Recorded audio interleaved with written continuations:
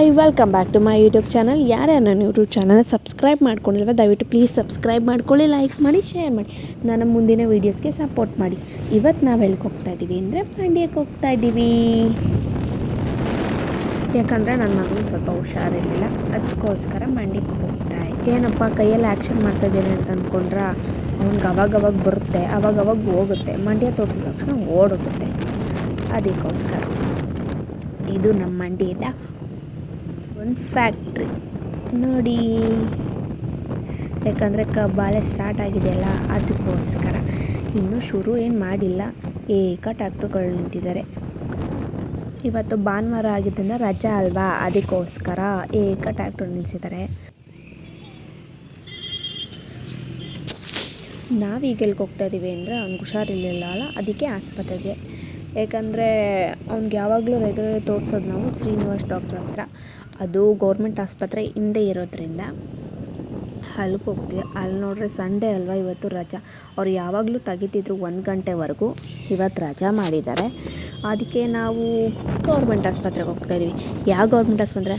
Biggest government ಆಸ್ಪತ್ರೆ ಮಂಡ್ಯದಲ್ಲಿ ಇನ್ಯಾವುದಿದೆ, ಅದೇ ನಮ್ಮ ದೊಡ್ಡ ಆಸ್ಪತ್ರೆ. ಯಾಕಂದರೆ ಗೌರ್ಮೆಂಟ್ ಆಸ್ಪತ್ರೆ ಅಂದರೆ ಯಾರಿಗೂ ಗೊತ್ತಾಗಲ್ಲ, ದೊಡ್ಡ ಆಸ್ಪತ್ರೆ ಅಂದ್ರೇ ಎಲ್ರಿಗೂ ಗೊತ್ತಾಗೋದು ಮಂಡ್ಯದಲ್ಲಿ. ಅದಕ್ಕೋಸ್ಕರ ತೋರಿಸೋಣ ಅಂದ್ಬಿಟ್ಟು ಹೋದೆ. ಯಾಕಂದರೆ ಇಲ್ಲಿ ಡಾಕ್ಟ್ರು ಯಾವಾಗಲೂ ಇರ್ತಾರೆ, ಬಟ್ ಆದರೆ ಜನ ತುಂಬ್ದಂಗೆ ಇರ್ತಾರೆ. ಎಲ್ಲಿಲ್ಲ ಜನ ಅಂದರೆ ಇಲ್ಲಿ ದೊಡ್ಡ ಆಸ್ಪತ್ರೆಯಲ್ಲೇ ಇದ್ದಾರೆ ಜನ ಅನ್ನೋ ಥರ ಇದ್ದಾರೆ. ಅಷ್ಟು ಜನ ಇದ್ದರು ಭಾನುವಾರ ಆದ್ರೂ.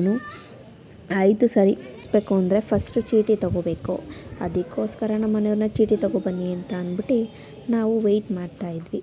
ಅವ್ರು ಚೀಟಿ ತೊಗೊಬಂದು ಕೊಟ್ಟರು, ಕ್ಯೂವಲ್ಲಿ ನಿಂತಿದ್ದು ಆಯಿತು, ನಾವು ವಾಪಸ್ ಹೋಗಿ ತೋರಿಸ್ಕೊಂಡು ಹೋಗಿದ್ದು ಆಯಿತು.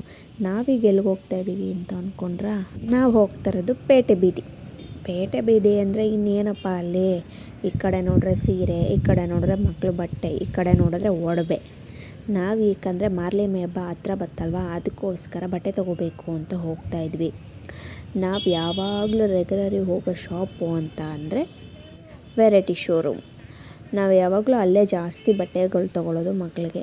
ಅದಕ್ಕೋಸ್ಕರ ಆ ಅಂಗಡಿ ಅಲ್ಲಿ ನೋಡಿದ್ರೆ ಫುಲ್ ಸಿಕ್ಕಾಪಟ್ಟೆ ಜನ. ಎಷ್ಟು ಜನ ಅಂತೀರ, ಹಬ್ಬ ಹೀಗೆ ನಡೀತಾ ಇದೆ ಅನ್ನೋಷ್ಟು ಜನ ಇದ್ದಾರೆ. ಇನ್ನೂ 15 ದಿವಸ ಇದ್ರೂ ಸರಿ ಆಯಿತು ಬಟ್ಟೆ ಎಲ್ಲ ತೊಗೊಳ್ಳೋಣ ಅಂದ್ಬಿಟ್ಟು ನಮಗೆ, ನಮ್ಮ ಮನೆಯವ್ರಿಗೆ, ನನ್ನ ಮಕ್ಕಳಿಗೆ ಎಲ್ರಿಗೂ ತೊಗೊಂಡ್ವಿ.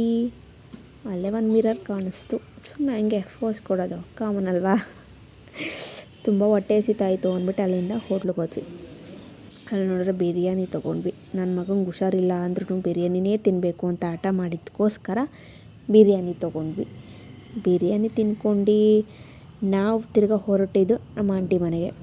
ಅಲ್ಲಿ ಹೋದ್ವಿ, ಯಾಕಂದರೆ ಅವರು ಮನೇನ ರೀಕ್ರಿಯೇಟ್ ಮಾಡಿದರು. ಅಂದರೆ ಒಳಗಡೆ ಎಲ್ಲ ಟೈಲ್ಸ್ ಎಲ್ಲ ಅಂಟಿಸಿ ತುಂಬ ಚೆನ್ನಾಗಿ ಮಾಡಿದರು. ಪೂಜೆಗೆ ನಾನು ಹೋಗೋಕ್ಕಾಗಿರಲಿಲ್ಲ, ಅದಕ್ಕೋಸ್ಕರ ಈಗ ಮಾತಾಡ್ಸ್ಕೊಬರೋಣ ಅಂದ್ಬಿಟ್ಟು ಹೋದ್ವಿ. ಯಾರೂ ಇರಲಿಲ್ಲ ಮನೇಲಿ, ಯಾಕಂದರೆ ನಾವು ಬರೋದು ಯಾರಿಗೂ ಹೇಳಿರಲಿಲ್ಲ. ಅಲ್ಲಿದ್ದಿದ್ದೆ ಆಂಟಿ ಮಗಳು, ಅವನು ಮಾತಾಡ್ಸ್ಕೊಂಡು ರಿಟರ್ನ್ ನಾವು ಊರಿಗೆ ಹೋದ್ವಿ. ಅಲ್ಲಿ ನೋಡ್ರೆ ಸಿಕ್ಕಾಪಟ್ಟೆ ಮಳೆ ಬೇರೆ ಬರೋ ಸ್ಟಾರ್ಟ್ ಆಯಿತು. ನಾವು ಮಳೆ ಬರಲ್ಲ ಸುಟ್ಕೊಂಡೋಗ್ತೀವಿ ಅಂತ ಅಂದ್ಕೊಂಡ್ವಿ, ಆದರೂ ಮಳೆ ಟಪ ಟಪಟ ಅಂತ ಸುರಿತು. ಅಲ್ಲೊಂದು ಕಡೆ ನಿಲ್ಲಿಸಿಟ್ಟು ರಿಟರ್ನ್ ನಾವು ಮನೆಗೆ ಹೊರಟ್ವಿ. ಇವತ್ತಿನ ವಿಡಿಯೋ ಯಾರಿಗಿಷ್ಟ ಆಯಿತೋ ದಯವಿಟ್ಟು ಲೈಕ್ ಮಾಡಿ ಆ್ಯಂಡ್ ಸಬ್ಸ್ಕ್ರೈಬ್ ಮಾಡೋದನ್ನ ಮರಿಬೇಡಿ. Thank you.